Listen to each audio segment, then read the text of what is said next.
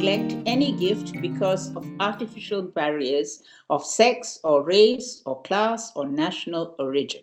This was said by Margaret Mead many, many years ago. Digital technology has brought this gift to us just as the Industrial Revolution did so more than 200 years ago. The last 20 years, with the advent of the internet, we have seen the acceleration of the participation of women in this field. What does it mean, digital technology? In the last 2 decades, we have seen monumental changes. And we are right now in another change of the banking crisis worldwide. But all of this is with digital technology. Are we leaving women behind? This is our conference and how we can empower women's digital ability. How can we enlarge this circle of knowledge? The internet promised many things when it first came, that women could open up businesses, more women could, and it could reach more women. But we still see these difficulties that women have been facing for more than 20, 30 years. We have with us very able speakers, Rosemary Reed, Chun Wee Seng, Sharon Weng, Sunny, Yingshu Tu, Yo Du, Sue Fon, and Denise Scotto to enlighten us on the present and how we can all be empowered, women from various levels and status. So with that, I shall invite the first speaker to present a presentation. Hi, this is Leslie Tsai. I'm from Taiwan. Thank you. Could we please Junwei Chen to present firstly? Okay, that'd be a good idea. Mm-hmm. Okay, I can be the first speaker to have the presentation to you. And Yes, please. okay, wait a minute. Let me open the PowerPoint.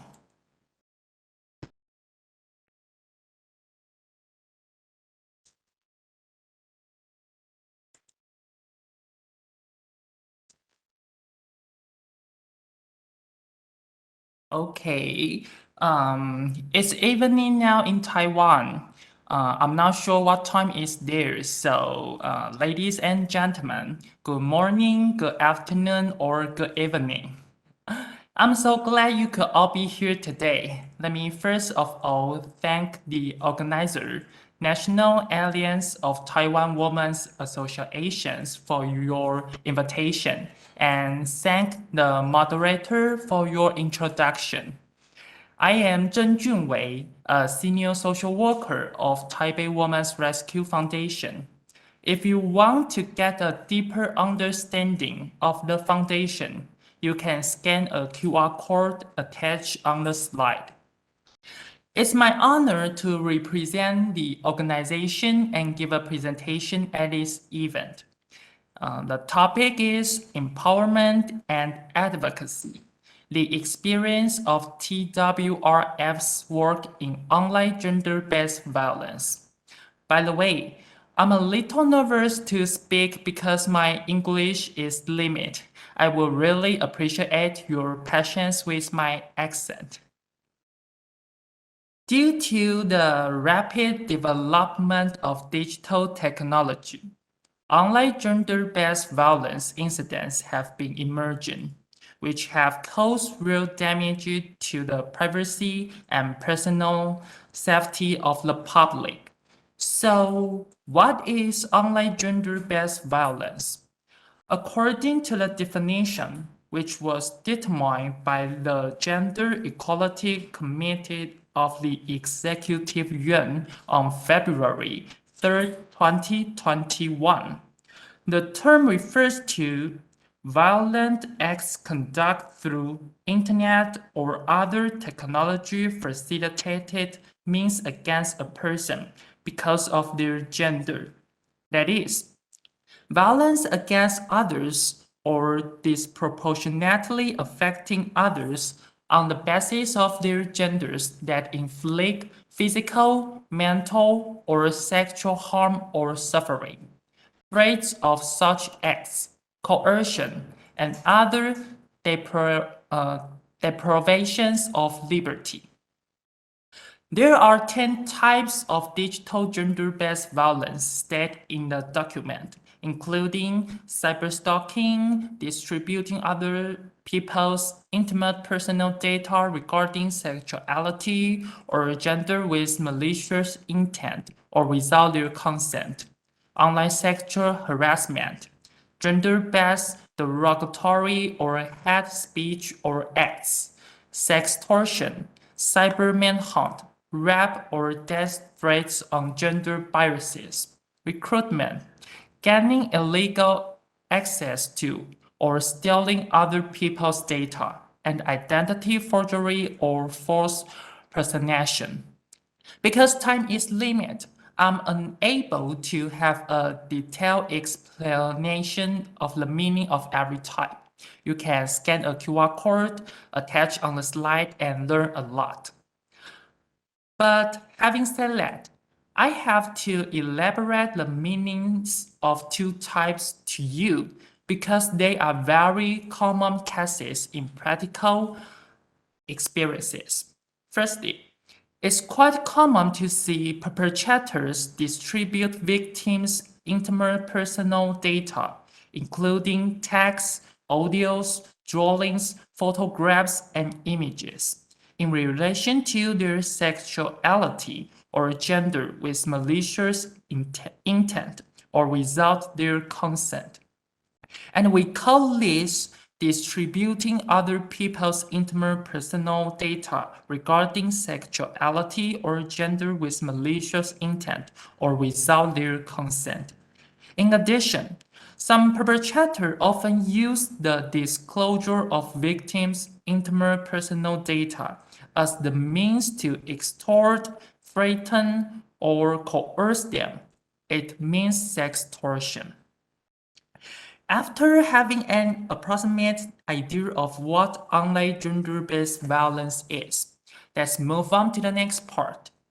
Owing to online sexual violence has been a global emerging issue in recent years.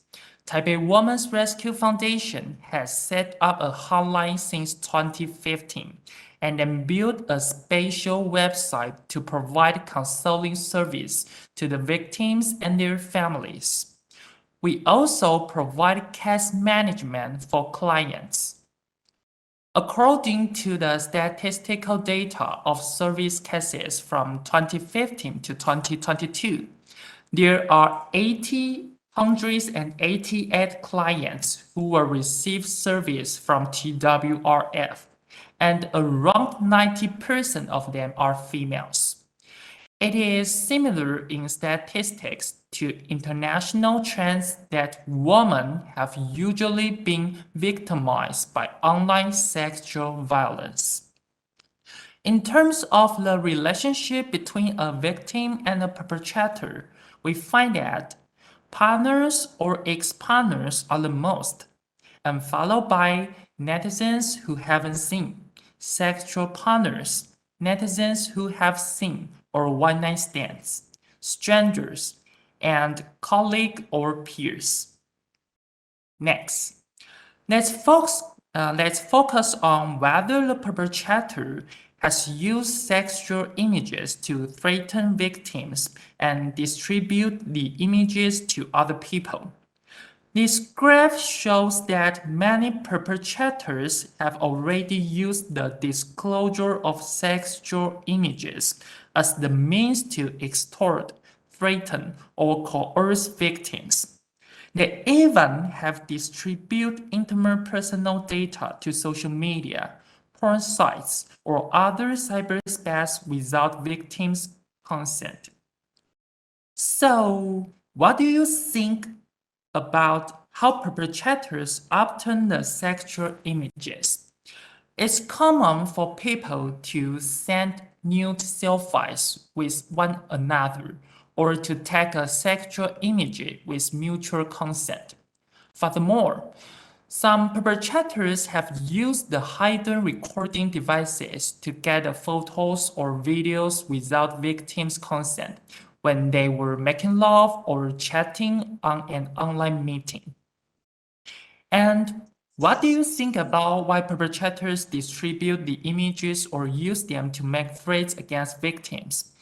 After the deduction of the unknown, it's found that the main purposes are extorting money, asking for getting back together, and taking revenge. The second one and the third one are the most common purposes in non-consensual pornography, which is also known as revenge porn. The perpetrator is often an ex-partner who obtains photos or videos in the course of a prior relationship and aims to publicly shame and humiliate the victim in retaliation for ending a relationship. In addition to revenge porn, romance scam, job scam, online dating scam, and online gaming scam are also the common patterns of online sexual violence. To cite an instance, there are more and more people thinking that it's a good way to meet new people by online dating apps. However, some scammers would use the illusion of a romantic or close relationship to manipulate and steal from the victims. Scammers would ask for new photos by sweet talks. When the images were provided, victims were possibly extorted money or more images from scammers. Perpetrators usually carry out their threat to distribute the images if victims didn't give money or images. On the other hand, we have found some features of perpetrators from practical experiences. I have made a summary on the slide. I will especially focus on the points aimed at young victims. The perpetrator always feigns close intentions towards youth and gains the youth's affection by taking advantage of youth's curiosity about sex and sexual desire or the lack of interpersonal relationships. When the perpetrator has obtained sexual images from youth, he begins extorting, threatening, or coercing youth by taking advantage of youth's worries and fears about the scolding from parents or teachers. At the same time, we have found a cyclical pattern of online sexual violence. In the cycle, a victim has experienced a stressful situation repeatedly and has been in a state of learned helplessness. Victims feel that they have no control over the situation. They think that their sexual images will be continuously spread, shared, or downloaded, and the threat of extorting has not completely disappeared. The experience of online sexual violence leaves victims in torment. They are faced with many difficult situations, like experiencing psychological trauma, being worried about the distribution of sexual images, being deeply affected by the changes in education, employment, or international relationship, being condemned, suffering such feelings of guilt and other things. Should I go to police? How to accuse? How to delete or remove the sexual images online? Will it be known to families and friends? Will it be reported in the news? There are too many problems bring victims to worry, anxiety, fear, guilt, and so on. The victim could totally use a hand, and no one should leave him or her alone. As I mentioned in a previous slide, Taipei Women's Rescue Foundation has provided service for victims since 2015.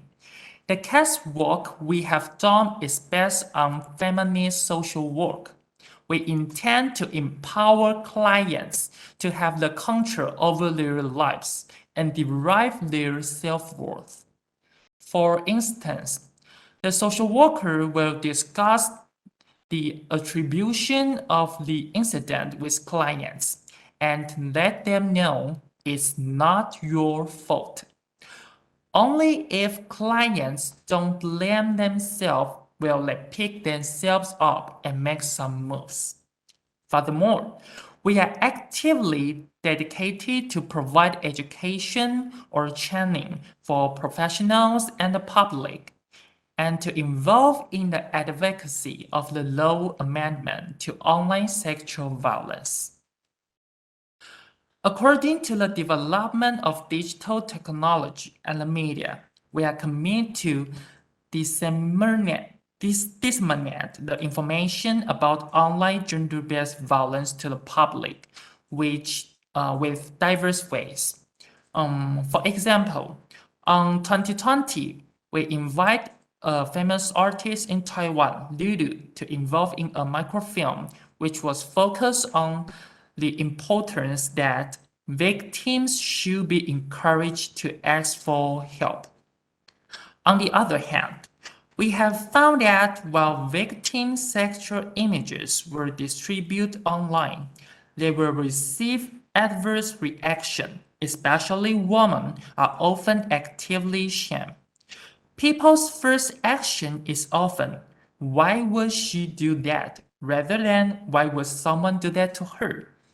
This type of victim blaming is harmful and has severe consequences.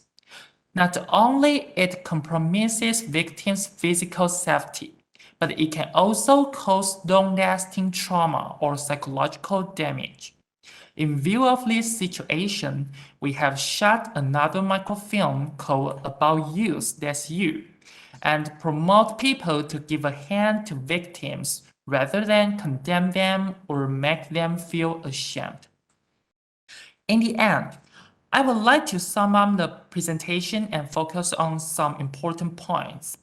The government and non-governmental organizations have paid attention to online gender-based violence and invest more effort to provide service and advocacy for the victims, educate the public about this issue, and intended to amend law to protect against the crimes. However, the amendments fail to cover some types of crimes and leave some victims unprotected. So we have to promote and lobby hard to ensure that the amendments are well-rounded. Additionally, if victims' sexual images were distributed on overseas websites, there is no way we can handle the difficult situations.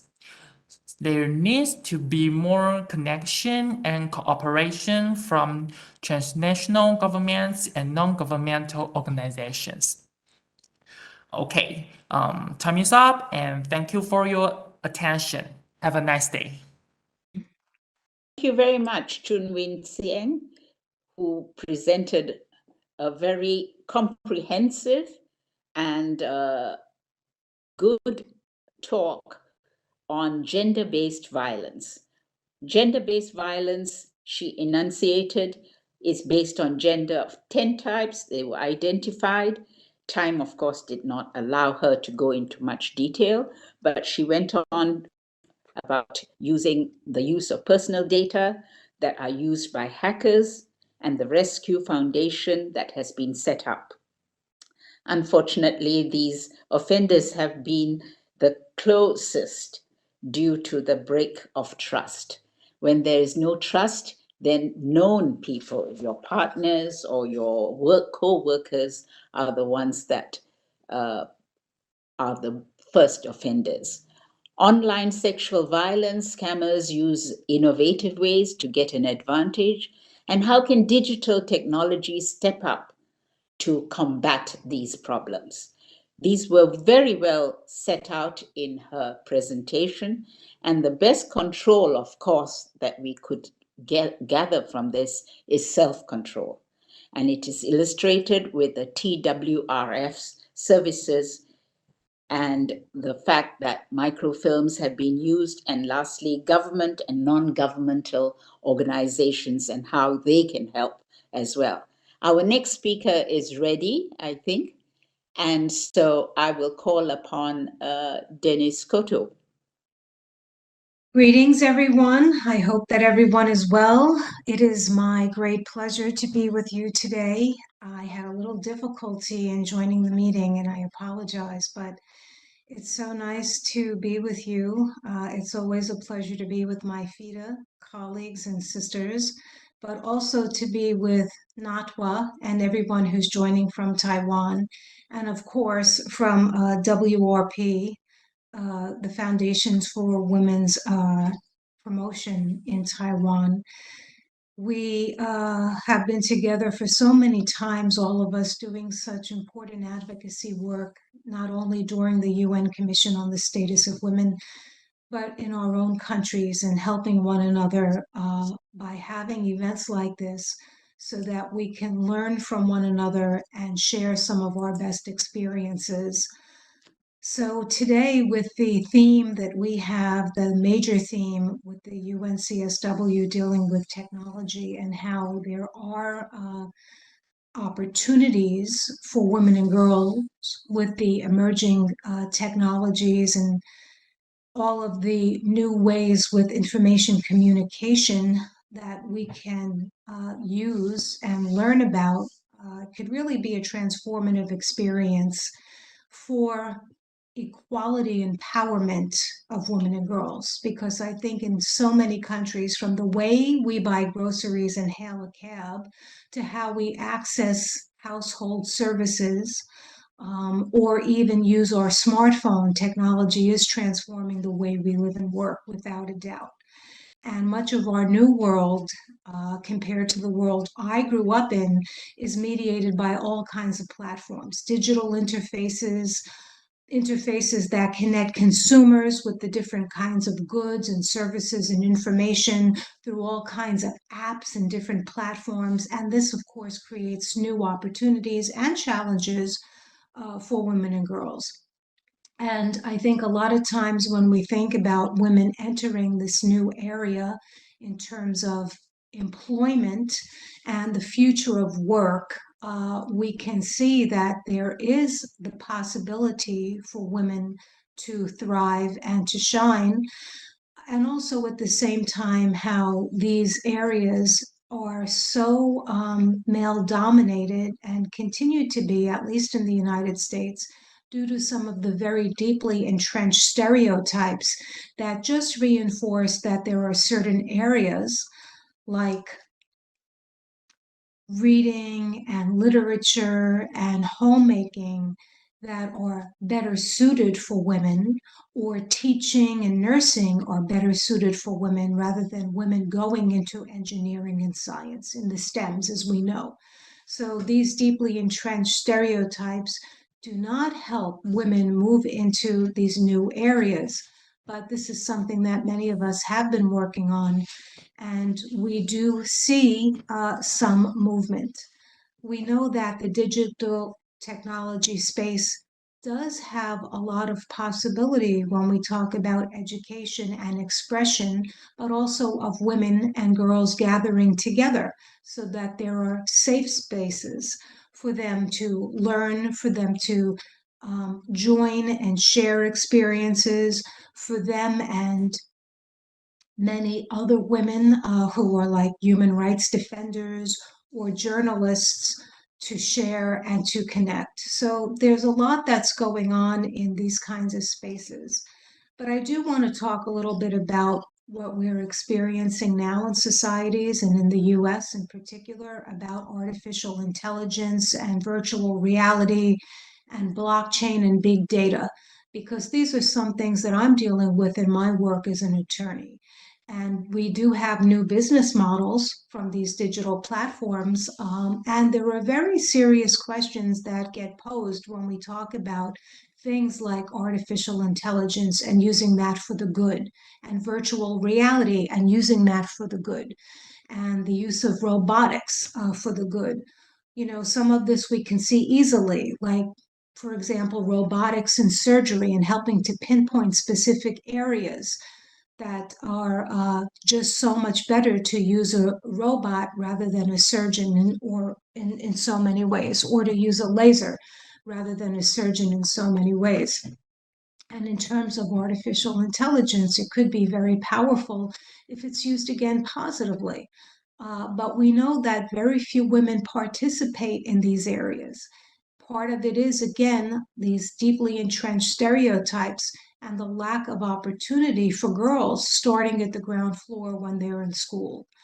I think that another thing that goes into it that we should be aware of when we're talking about funding for companies and for tech companies, a lot of times the funding is given to male-dominated companies, organizations, startups, foundations, you name it. So when we talk about this idea of moving women and girls into new areas and having new opportunities, the funding is a really big and very important question. And just recently, a couple of days ago in the United States, we've had the SV Bank, Silicon Valley Bank, which catered to a lot of startups and the tech industry, and even to some big pharma, the big pharmaceutical companies that used a lot of this technological innovation for many medical devices, did have real issues. And part of that bank, the UK part, was bought out by HSBC. But there is a crisis now that's going on, I think, in the banking sector, and we see this from SV Bank. But I don't want to stray too far afield with that. I want to stay on our topic about the ability of women and girls in technology and digital platforms. And I just want to say, since I've talked a little bit about SV Bank, Silicon Valley in the United States, in the middle of California, is really the tech haven. It's the heart of where technology is being innovated, where the companies are located and doing business, from Twitter to Facebook to so many different companies are located there. And I want to bring up a few points that I think are important for girls and women. When we talk about the future of work, and we talk about these companies, it's still very male dominated. And for those women and those young women who get into these companies, it's very difficult. There's so much discrimination that they face in terms of their job, and in terms of advancing, and in terms of being retained in companies and moving up the ladder to positions of power and decision making. We also see that many of these women are the brunt of sexual harassment in many forms, of being exposed to pornography, of being exposed to really disgusting jokes that men make to these women and expose these women to that. Also the physical. And then again, when we talk about the inability to have a wage for equal work they're doing with men, they're not getting that equal pay. And again, in terms of advancing in these companies, that's not a possibility. There have been many class action lawsuits against some of these companies, specifically around an unsafe workplace and for sexual harassment, and for this kind of culture that is so male dominated, that does not allow women to really flourish and to advance to these kinds of positions of power and decision making. In many ways, we see different kinds of things in the technology sector, for example, gaming. And we know worldwide that many of these gaming platforms have been designed by men. and that these games themselves do not portray women in a very positive light. And in fact, there's a lot of violence against women in these games. And there's been a lot of advocacy to change this. So the digital platforms that we see are very positive in some ways for the promise that they allow, but in the reality, there has been a lot of negativity. I do want to say that a lot of these online platforms, in some ways, since COVID-19 has happened, has forced women out of the workforce because companies shut down, and some women needed to leave because of the caretaking responsibilities and the disproportionate burden of household responsibilities that had fallen on them. And by really getting involved in the digital economy, by doing some work remotely, which is what the digital economy can do, it has allowed women to stay in the workforce, to do things in a flexible way, to allow them to have these kind of teleworking relationships so that women can choose how to work, when to work, where to work. And that's been important. But the downside of this is that there are many young women and women who are seeking this work. And what does that do? It decreases the wages because there's a huge supply of women who are able to do this. And that, unfortunately, does have an impact on the pay and the pay scale. I want to speak a little bit about mobile-based applications. We know with respect to smartphones, there's so much that can be done from financial services, from health, from skill development, from job searching, and even a little bit of job training. This has been very, very important, and it's been very helpful to women and girls so that they can really participate in many ways. But I do want to say that, again, I think that sometimes when we talk about these things, using these kinds of apps can really limit women and girls in so many ways. Because again, when we talk about these kinds of opportunities for women, we need more and more women and young girls to learn how to become these app designers so that they can really bring in the way for women and girls to easily use these kinds of platforms and take advantage of it. So from women investors to investing in women companies, for women to be involved in these gaming platforms, for them to be involved in designing a lot of these mobile apps, designing content of so much in the apps and on these platforms. These are areas where we are looking for women and girls to get involved in, and hope that, you know, as more and more girls are understanding the importance of this kind of education, and they're giving the education and the training, that they can flourish and change the industry in these kinds of ways. I guess one of the last things I want to talk a little bit about is what the first speaker talked about, is the online sexual violence against women. We know that using the internet, apps, and a lot of these platforms make our lives easier in some ways, but at the downside, there's a very harsh reality that we know that there is online sexual violence, and people are trolling women, and then people are targeting women in many ways. And part of the whole Silicon Valley mentality with the sexual harassment had been a lot of online sexual violence, not only to the women who were working in companies, but just generally across the board by these men who were working in these companies to their female friends or their girlfriends or their ex-girlfriends, you know. And even not far from home, a good friend of mine has a daughter who is a teenager, and she is the butt of online bullying. And online bullying has been so difficult that she almost had a suicide attempt. So we really need to take the internet and all that it offers very seriously from a positive standpoint, but also from a negative standpoint. And in terms of this online sexual violence, I think that we do need to think about having better laws in effect and better ways of understanding the uses of these platforms and how it impacts women. In the United States, we do have stalking, and now we have cyber stalking in some states as a criminalized act.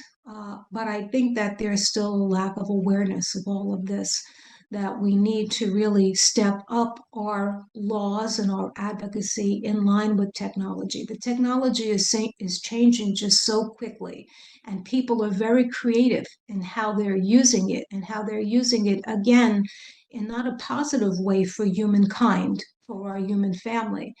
And I think that this is an area where women attorneys also need to become more involved, to get more training, and to not be afraid to enter these fields and to have these kinds of conversations, even with big data and data breaches from these companies.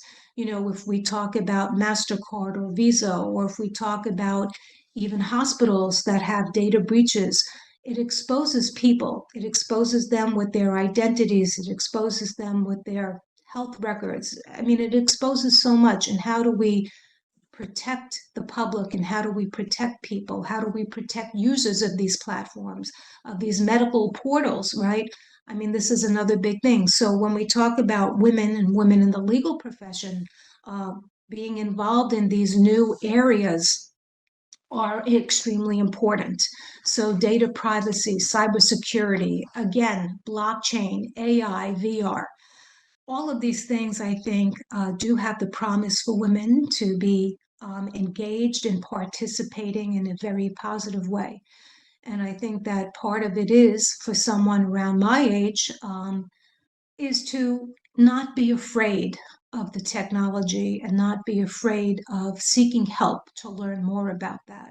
So I think I've taken up enough of your time. I hope that I've provided a useful intervention and statement, and I look forward to answering any questions that you may have, but also hearing from our other fellow panelists. Again, very thanks to everyone who invited me, and sending good wishes to everyone. It's nice to be with you again. Thank you, Denise, for your presentation, tracing back to the old days at the UN and the work of the CSW. The digital technology allows and raises the level of sharing. And then you talked about the big data, AI, robotics. These are definitely great strides in technology that we all have benefited on the planet. The question of funding has been and still is a stumbling block in the digital technology sector. And the tech haven in Silicon Valley is still male dominated, so the prejudice still continues. It seems more girls and women have to be present. How? That's the big question that I'm sure the following speakers will also be able to throw some light. Women, you also said, it seems like the digital economy has been definitely impacted by the work from home situation, and it has impacted women. Mobile applications have and are playing an important role in women and girls on the digital platform. This was also enlightened by your talk. Women have flourished in science in the past 30 years, so it appears to me we have, with the presentation that Denise made, we have great strides to make in the present and in the future. And I call upon the next speaker, Rosemary Reed, to make her presentation. Good morning, everyone. I want to first thank everyone for inviting me to participate in this panel. and I welcome the opportunity to share my digital technology experience with you today. And I did prepare a video presentation, so at this time I would like the host to share my video with you, and be happy to answer any questions when it's time at the end. Thank you very much. Digital technology offers a variety of opportunities for female empowerment and for a more equal female participation in labor and financial markets, business and entrepreneurship. It can help women access new markets, work flexibly and distantly, acquire and interact with customers, receive training and provide mentoring, improve financial autonomy, and access finance for their ventures. But women often find themselves trapped in a vicious circle where current gender gaps hinder the chances for future improvements. Legal and cultural restrictions towards female autonomy in many emerging and developing economies tend to prevent women from accessing digital devices that can help them overcome some of these restrictions. And even in the most developed countries, lower female enrollment rates in higher education, especially in STEM fields, science, technology, engineering, and math, deters women from fully realizing the chances offered by digitalization. So women are at risk of missing out on the most promising jobs of the digital age. So how can we change that? You often hear this story on the context of international development. Give a fish to a woman and it can feed her for a day. Give a fish net or a fishing rod to a woman and it can feed her for life. Here, the conventional wisdom is skill-based education facilitates self-sufficiency. So now let us be a bit more creative. What if we adapt the story into a modern setting? What happens if we give a smartphone or a tablet to a woman? Would she be economically empowered in today's digital world, like the happy ending of our good old story? The good news is women nowadays have a greater chance to own a technology device, even in less developed countries. Overall, global internet use has increased from 20.6% to 47.1% over 10 years since 2007, according to Web Foundation. Growth figures are impressive and represent a positive trend. While men may still be more likely to have a smartphone and lower hardware costs, affordable mobile data have accelerated the pace of making internet more accessible by women. The bad news is mere possession and frequent usage of a smartphone does not necessarily mean women are digitally savvy enough to acquire useful skills and achieve economic self-empowerment. Women can easily gain access to an infinite amount of social networking, entertainment, and more. Yet how many of them fully appreciate how the internet and technology works? How many of these women are truly digitally literate? And how has the COVID pandemic changed access to technology? Prior to the pandemic, women and girls had access to affordable devices and broadband networks, but did not have the requisite skills to take advantage of this technology to improve their lives. The pandemic increased the cost of being offline for women and girls in today's technology-saturated societies, as digital literacy and STEM have moved from being optional to essential for them. Women and girls are now facing what is described as digital poverty, the inability to interact with the online world fully when and where and how an individual needs to.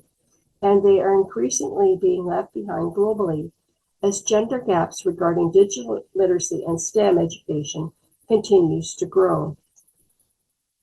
Here is how technology changed my life. During my career, I struggled to be taken seriously in management and leadership roles just because I was a woman. I had to work twice as hard to achieve the accolades that men easily achieved.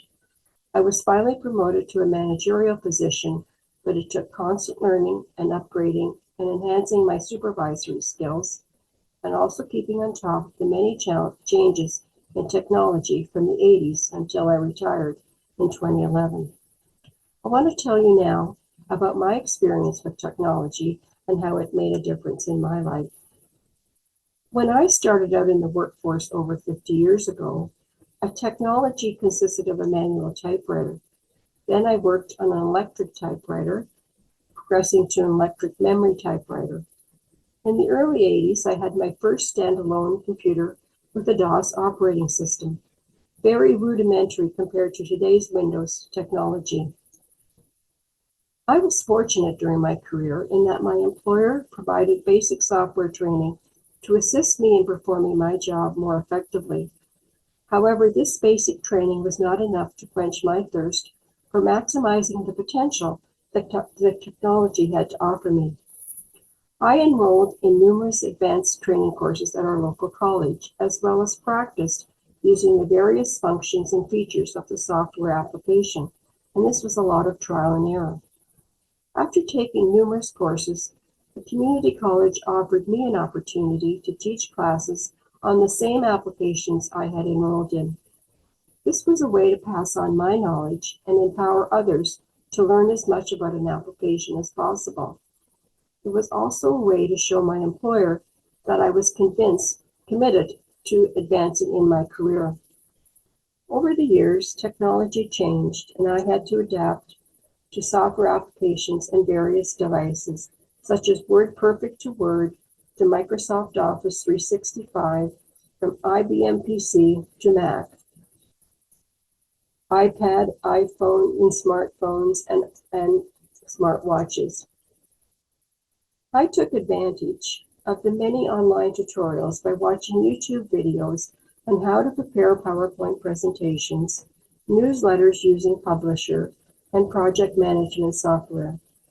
I created my own personal Facebook account when Facebook was introduced. I also created my club Facebook account and trained others to maintain the account. Most recently, I learned how to prepare Facebook and Instagram graphic posts using Canva. During the pandemic, and when we could no longer meet in person, Zoom became the virtual medium to connect us to work and meetings with family, friends, and volunteer organizations in which we belonged. Again, to learn all aspects of Zoom, I resorted to the internet to scout out various tutorials and YouTube videos on how to effectively use Zoom. Here are some of the resources available to help learn more about the various software applications, and these are only some of the resources available online. Microsoft Office 365 training, and you can see there's training for each application under Microsoft 365. There's also tutorials, for example, for Word, which I've used. There's PowerPoint presentations for tutorial for beginners. There's Canva YouTube videos on how to use Canva. There's online software tech support for Canva on how to use them from the beginning. And as well, there's Zoom tutorials. I also have a free Zoom account, and I regularly receive invites to attend webinars on how to effectively use Zoom. Education is the key to success, and my thirst for knowledge, whether it be technology or being an effective leader, has empowered me to be a mentor to other women by encouraging them to step outside of their comfort zone. We have to recognize the internet and technology are now dominating not only our personal lives, but also bringing radical changes to how businesses and countries are run. Companies no longer store data in warehouses with bulky CPUs. They back everything up in the cloud wirelessly. Merchants are participating in cross-border online commerce with lower middlemen fees and higher level of payment security. The world has reached a point where digital literacy is fundamental for finding a job. In future, 90% of jobs will demand digital skills. This is quoted from the Sisterhood, an award-winning digital magazine that draws readers' attention to women empowerment in technology. As this shift continues to shake up the places we live and work at, women and girls should take advantage and be part of the movement. To achieve true economic empowerment via technology, women should not lay back and give up their prowess in helping to co-create the world's digital ecosystem with their male counterparts. Digital transformation enabled by the pandemic is a powerful opportunity to reach across borders and time zones, making education and training available to women through online programs. A new learning experience tailored around the needs of real women, flexibility, accessibility, and reduced costs. Additionally, remote work offers women more job opportunities and a better work-life integration. It is obvious that digital media has been a powerful driver of change. It has been able to bring out talent, nurture ideas, and turn them into mega enterprises and increase creativity at a furious pace. This has made women a powerful and confident force. We need to ensure this continues to increase because providing women with digital skills is life-changing. The return on investment of skilling women has a ripple effect that extends beyond the money invested. They stretch across communities as women pay it forward in many different ways, mentoring others, educating children, and driving businesses. It goes back to the analogy I cited near the beginning. Give a woman a fishing rod or a net, and she is fed for life. Give women the digital skills, and she will improve her socioeconomic status, improve her life, and make the world a better place for her entire community and the world. Thank you. It's unfortunate we had background noise there, and I apologize. It wasn't as clear as it should have been. Just to recap, at one point in time, we were told that we need to save everything on a floppy disk, so we did. And then we were then stopped making floppy disks, so we had to save it on a CD. And then they stopped making CDs. So now we were told to store everything on our hard drive or a USB. And then the hard drives failed to open and the USB drives were empty. So now we're showing saving everything on the cloud. So we wait, and that's how everything will take place, and until something new comes along. And it is really important that we ensure that women and girls do have the opportunity to learn more about technology and take it upon themselves to learn. There's all kinds of tools online for women and girls to learn how to use various applications, and I encourage them to do so because it is a digital world and they need to, have the skills to compete with other for positions in the workplace. So thank you very much for the opportunity. Thank you very much, Rosemary Reed. Yes, I am sorry about the background. It couldn't be helped. I think it was all because as you took us through the history of online training and the many tutorials available to us during all the ages, the use of Zoom, and now we are right here today using everything that you have taken us through with. The importance of digital literacy is absolutely fundamental. 90% of jobs will demand digital literacy. And today's presentation was really a masterclass. Thank you for your presentation. Your slides were very informative. And I now will call upon Sue Fon and Yo-Yo Du to make their presentation. Thank you very much. Good evening. I'm Xu Chen. Sorry for the technical problem a few minutes ago. Good evening here. Good morning and good day, everyone.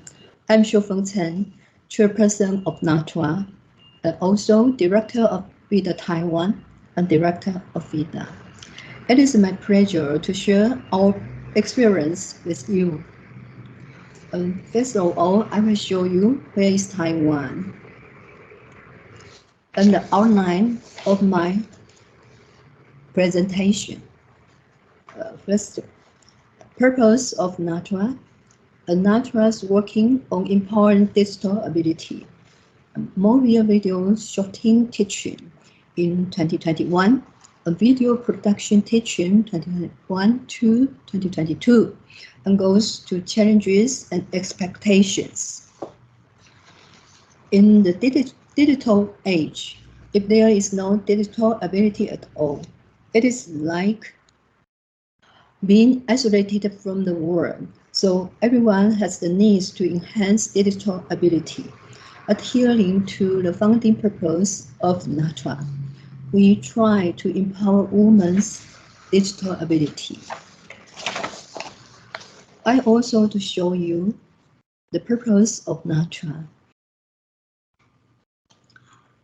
NATRA was founded in 2001, uphold the following purpose to promote activities. First, exchange information. That means bring together women's groups to support and share each other. Second, exchange availability. That means strive for social resources and cultivate the strength of the women's groups. Third, mutual subject. Strengthen exchanges between women's groups at home and abroad, and cultivate women's human rights awareness. Fourth, mutual support. That means safeguard women's rights and promote gender equality. Fifth, mutual network. That means serve as an information platform to enhance women's public participation. We have two phases for empowering digital ability. In the first phase, we focused on the staffs of women's groups, and in the later, there are 2 points. One is to empower middle-aged and elderly women, and the other is to empower female village chiefs and community volunteers.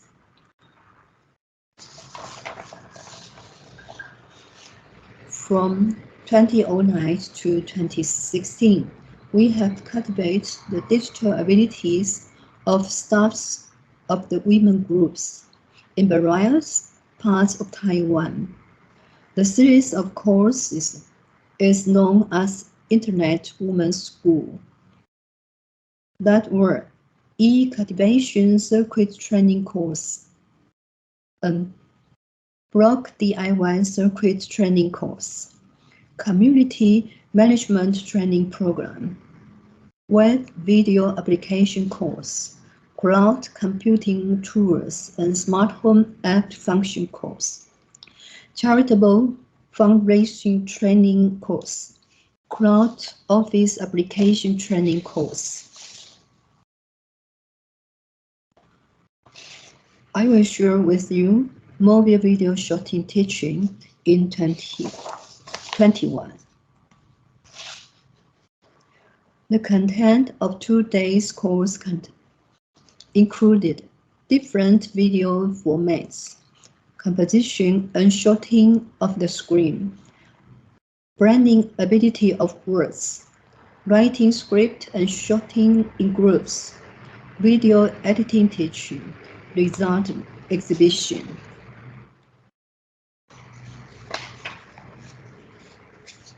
High trainee satisfaction at the end of the course. We have more than 97% satisfaction.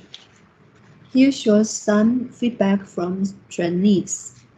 Hope there will be more training courses and hope there will be related activities in the future, such as making line stickers, product photography, product story marketing, and hope to open advanced courses.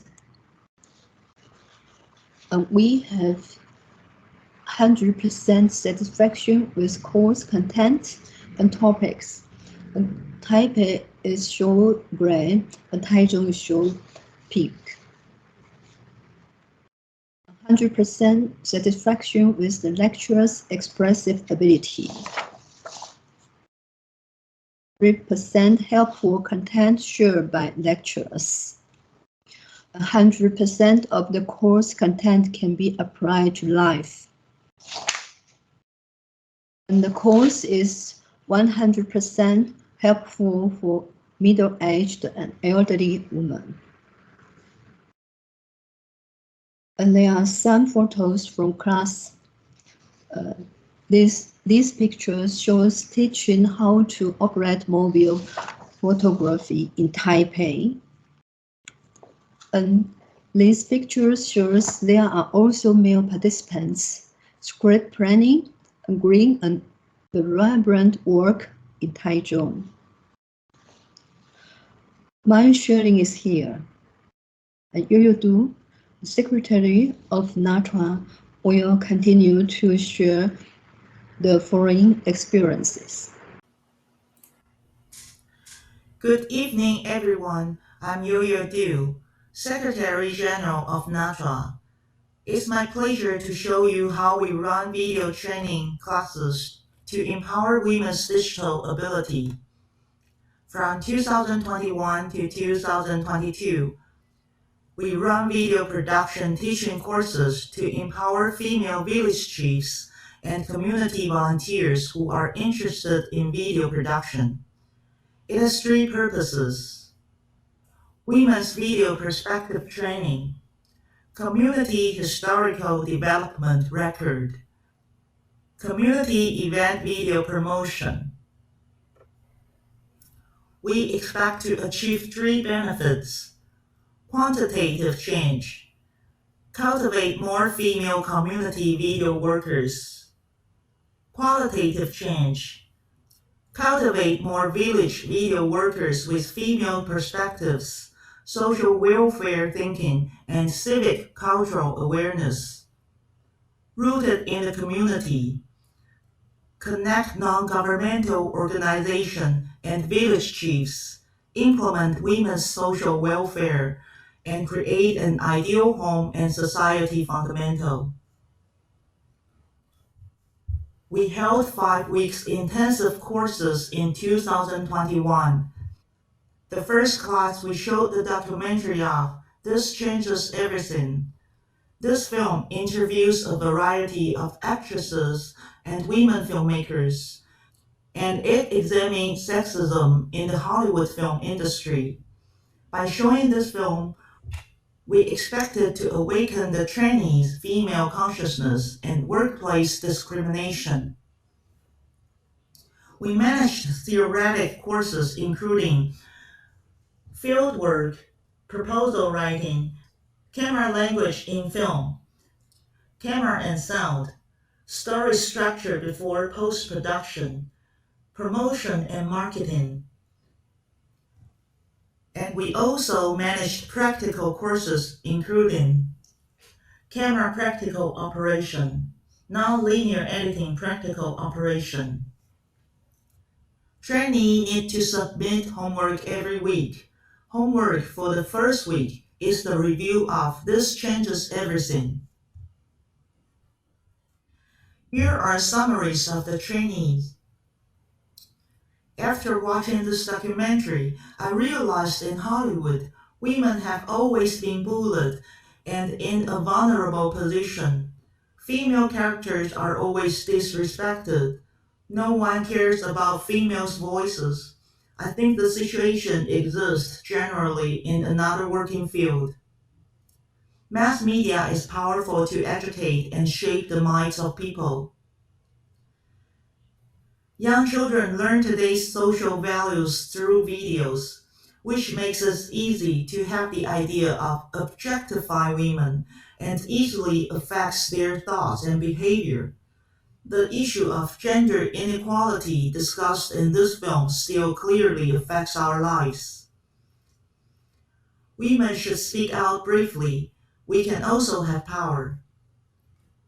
Since I was a child, I was often exposed to sexual harassment, as well as the attitudes of men around me, including the roles of fathers and male teachers, which made me hate men. In fact, almost all women have the problem of being sexually harassed. I was seriously looking at the transition skills shot by shot and how this documentary inserts pictures that are related to the content of the statements. My mind began to imagine how to shoot interview scenes for my own story and how to use zoom in and out to shoot smoothly when I interview my characters. Here are photos of the courses.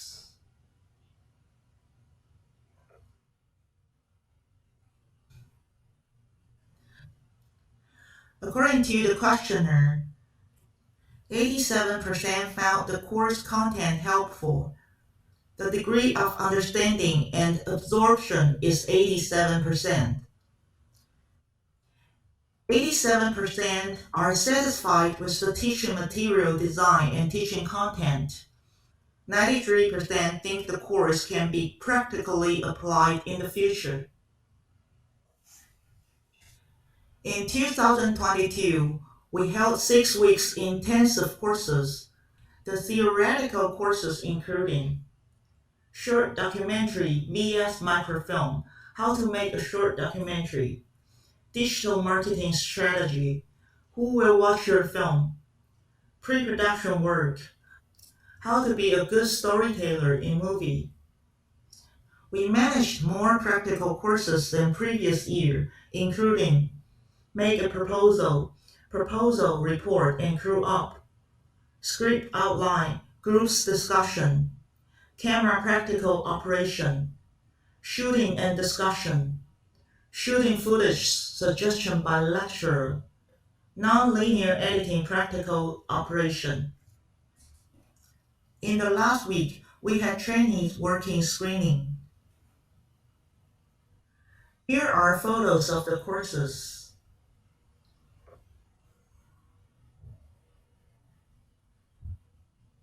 Here are summaries of the trainees' feedback. I learned how to present the real world objectively through the shots and try to think a creative way to attract the audience attention and get reflection and emotion from it. From script writing, framing to editing, whole skills in video production require very careful arrangement and design, which is a new experience for me. I realized film production is a teamwork. The division of responsibilities and cooperation arrangements between every role is the key to make a good film. Teamwork makes me know myself more. By watching the videos of different groups expanded my horizon. I expect organizer can manage more practical courses so I can improve my technical skill in video shooting. According to the questionnaire, 90.9% are satisfied with the practical editing course. 90.9% are satisfied with the overall practicality of the course. 90.9% are satisfied with the overall course. 100% are willing to take similar courses in the future. Challenges.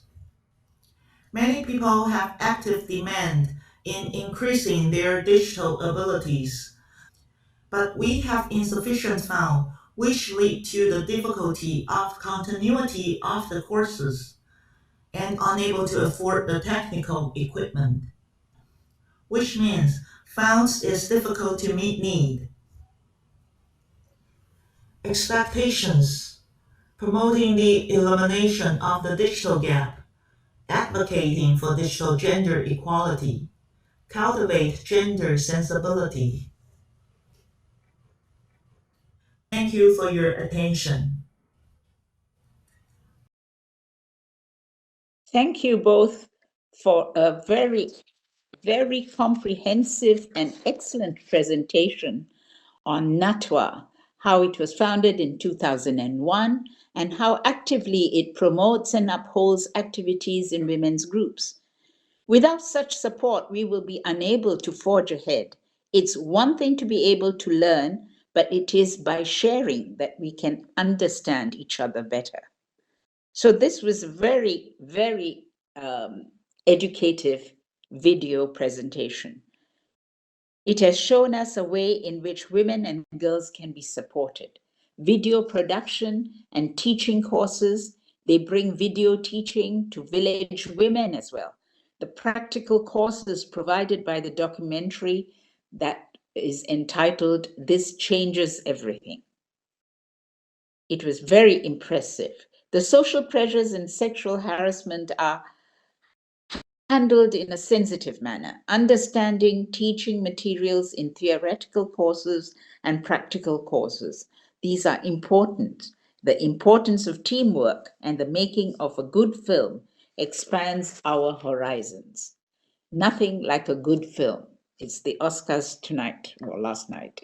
So I will thank you both for a very good presentation and a very encouraging one. And we look forward to listening and hearing our next speaker. But I believe she did not, it's a no-show. So next will be the questions and answers for the speakers that have presented today. So if there are any questions, please do post them or unmute yourself and ask. I see Dennis is ready with a question.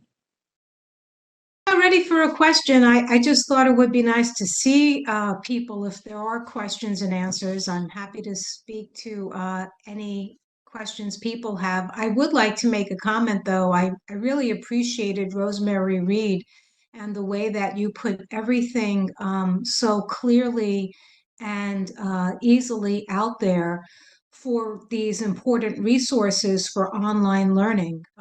I think it's wonderful that you had that presentation, because sometimes, you think, oh, wow, how can I learn about this? But you're absolutely right. I mean, YouTube in and of itself just has so much. People go to YouTube to learn how to do some electrical work. I mean, there's all kinds of things on YouTube, and it's nice for us to be reminded the way you reminded us that that's an important resource today. So I really appreciated that. And I do want to say about NATWA, I know for years you've been doing such excellent work. And, in terms of not leaving women and girls behind, it's absolutely true to do this training for video. I mean, even now, with different committees that we're involved in, even for this particular presentation, I was asked to give a video. I'm not really so savvy on this, but as Rosemary had indicated, Zoom does have these kinds of tutorials. So I was able to provide a video. I didn't use it today. I spoke spontaneously, but I think that more and more it's just going to be so important for our youngsters and for our girls and our women in particular to know and to feel comfortable using these technologies, and learning how to do it is just so pivotal and critical. So thank you so much for your statements and for explaining what you've been involved in, because I think it's just so wonderful and people need to know about it. While we're waiting on the audio to be fixed, I just want to thank Denise for what she said about my presentation. I appreciate that. And, in addition to the online tutorials and whatever, there's also in each of the programs that whether it's Word or PowerPoint or Excel or whatever, there's a help section in the actual program as well. And so you can type in a question and you will get instructions on how to do certain things. So there's, in addition to the online tutorials, there's also help within the actual software application. So, it's very, it takes some time to learn, but the more you practice, the better you are at finding out all the intricacies of the actual software application. So again, thank you very much for the opportunity to present this to you today. Thank you for that, because it is important that we follow through, that we understand when we use digital technology that we can do a lot in self-help programs for the tutorials, like you said, and to go to the help sections. It is sometimes not so attractive for the student, because the student wants to just get quick results for everything. And so that's why women have historically been handing it over. It's time to take back the reins and to do it yourself. And digital technology offers this to all of us. Thank you for that. I think that there's a question in the chat from Sunny from Taiwan, from Women's Foundation Rights and Promotion, and she appreciated all the presentations, but she wanted to ask Mr. Tsang a question. Just as you said, online sexual violence is a very important issue, and she's deeply affected by your work. She'd like to know a little bit more about what you do when you provide the service to victims and empower their ability, especially the digital ability.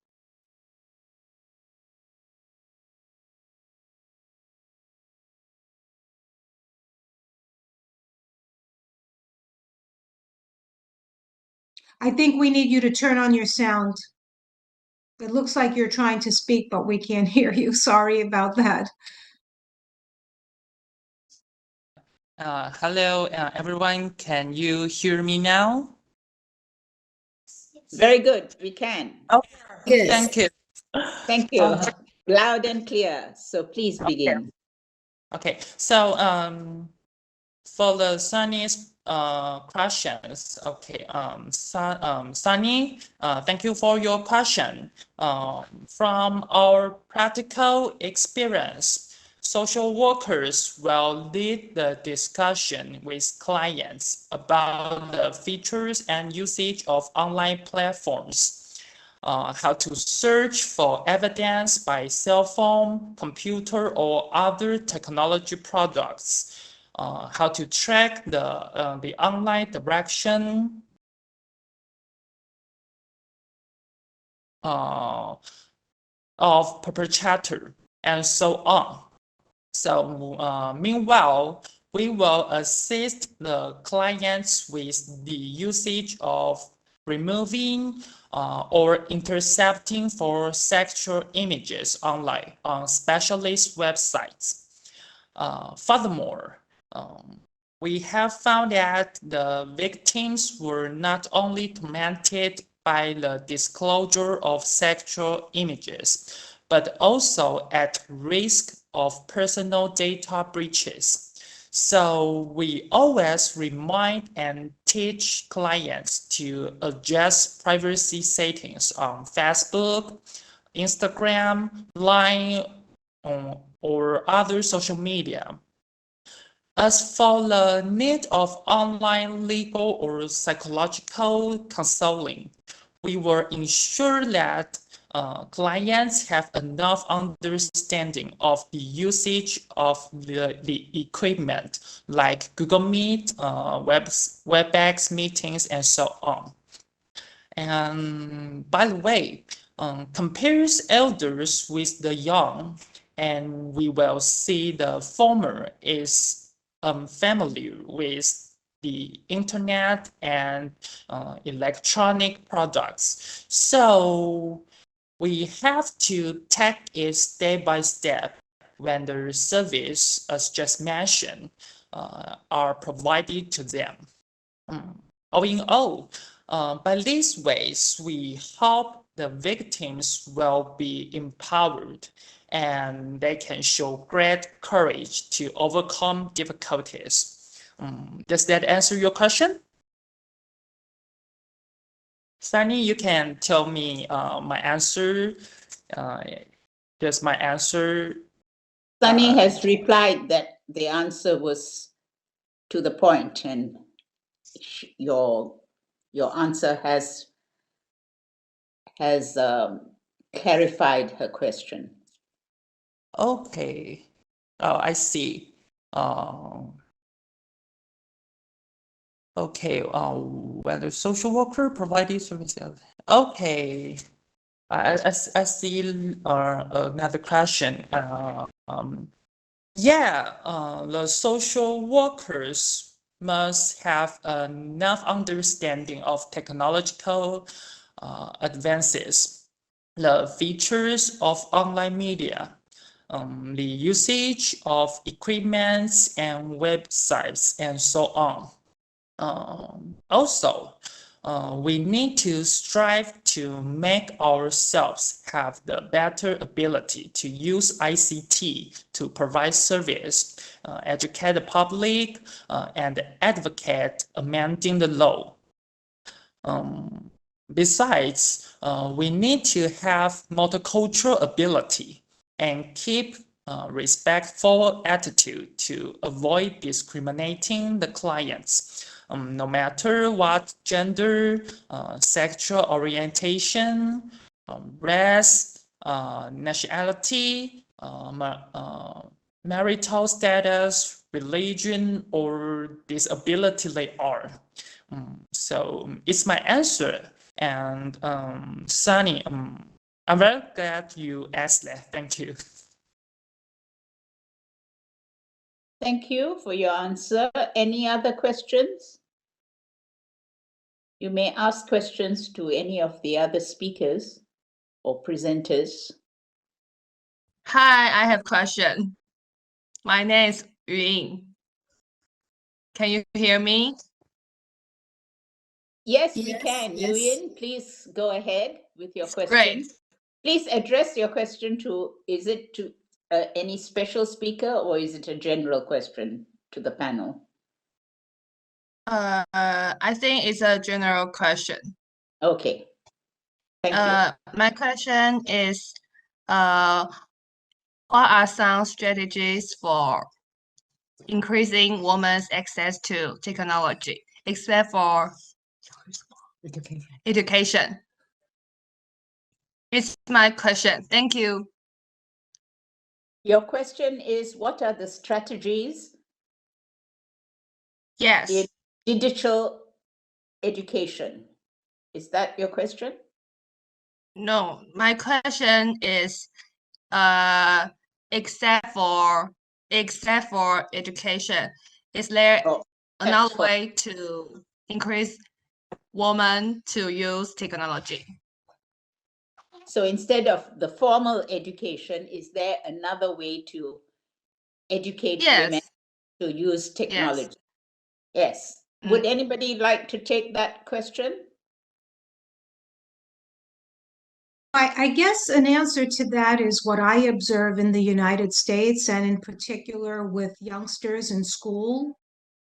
Girls and boys have no choice but to use technology in some schools. In the majority of our public and private schools, especially since COVID-19 has happened and there was a real isolation with youngsters not being able to physically go to the classroom, there was remote learning. And as a result of that, I'm in the city of New York. The city of New York provided iPads and in some cases laptops to youngsters so that they would be able to continue their education and studies that way, and that they would be able to see their teacher who would give instruction virtually over the internet. So given COVID-19, I know that where I am and in many other parts in the US, because of that pandemic, it forced many youngsters to learn technology and to have access. People who may not have had the ability to buy technology were given the access for free, the access to the laptop, to the iPad, to the internet service as well. And this, I know, forced many parents who were not savvy to really have to learn alongside their youngsters.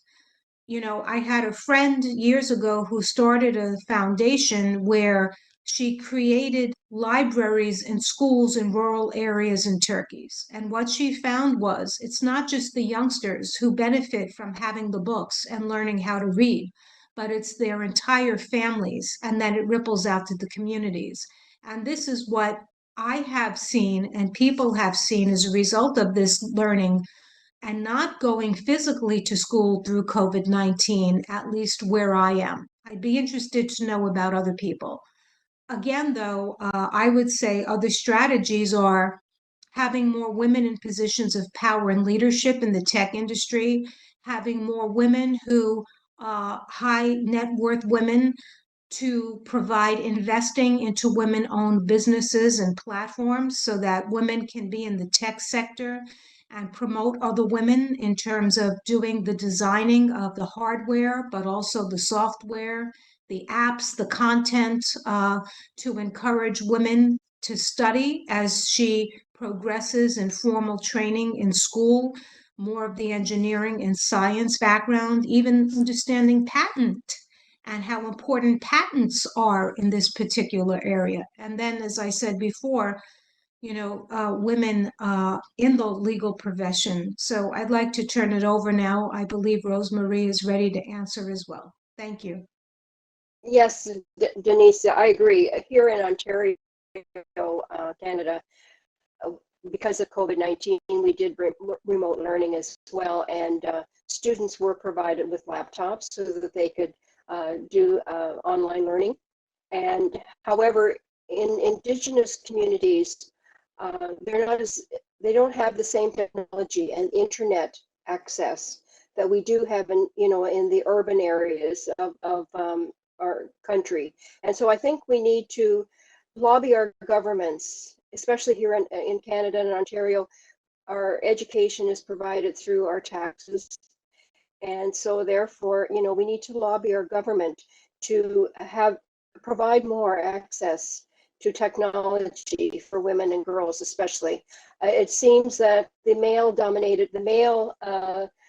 has more opportunity to have technology devices than females. So we need to do something to encourage and inspire women to, take on those roles and to, be leaders themselves, and to help others learn more about technology, whether it's through education or just being aware that there is the opportunity to have devices and internet. And so yes, we were fortunate during COVID that we were able to do online learning, and the students were provided with laptops and devices if they didn't have them, so they could participate on continued schooling.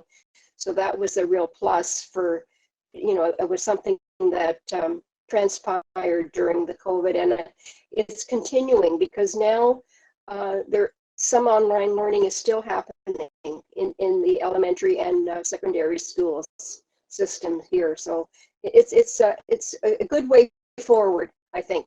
I think more there will be more opportunity to learn about technology and get involved, and it's a good step forward.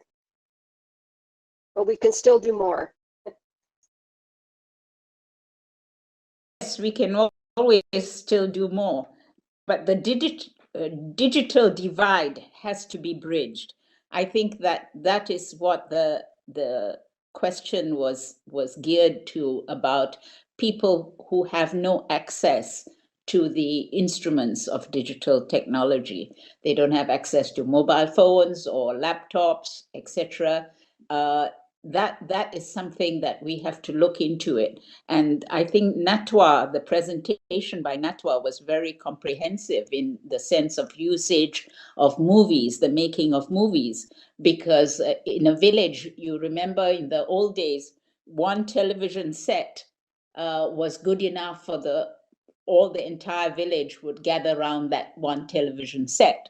So things can be improved by giving away mobile phones or giving away laptops, as in the cities, in the villages as well, so that it becomes like electricity, that governments put this as one of their priorities. So anyway, I don't want to run off, but courses are great success with NATWA, but funding is still a challenge. So that is something that we might want to look into. Any other questions? I agree that device is a good way to let women to touch the technology, because COVID-19, everyone has the chance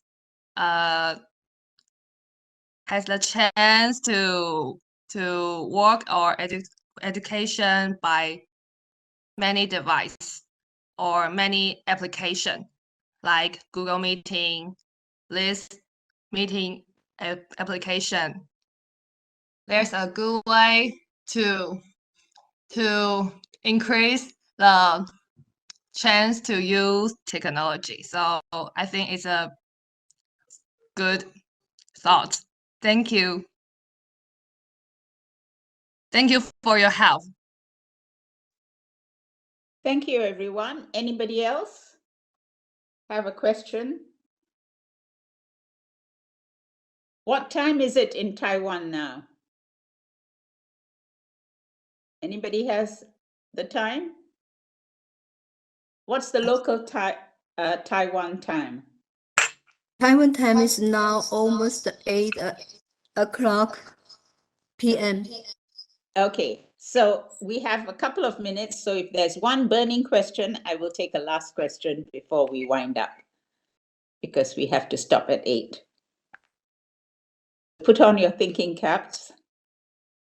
And I will thank you, every lecturers who will show us their experiences. I think it's really helpful for us to understand how the digital ability is important now. Thank you very much. Thank you, everyone, all the presenters who did a great job in presenting and doing their digital work in a most profound way. And I think it was very interactive. And I thank all the speakers and all the people who asked the questions and all the back workers that did the technical know-how at the back. But it showed that it was a teamwork, and it's possible to bridge the gap. We can do it. Yes, we can. Thank you very much, all of you, for attending this conference. Thank you. Just wondering if we can all put our cameras on and someone take a group photo. Maybe you did this before. I did join late and I apologize. I was a little technically challenged in trying to log in and get in, but I would be so grateful if someone could take a group photo of us before we go, because it's so nice to see people who I haven't seen in so many years. Shofan, Shadna, so many people I haven't seen. And I don't know, I just kind of like that. If that's possible, I'd be so grateful. Yes, I think people are coming on. You in? Anybody else we're missing? Silvana, hey, nice to see you too. Ciao. Hi. Oh, nice to see you. Silvana. I'm glad you joined us, Silvana. Thank you, Shana. So have we got our group picture? And I'd like to say thank you, everybody, for your sharing. Thank you. Thank you. So we can all leave having bridged the gap. Thank you very much. Thank you. Bye. Bye.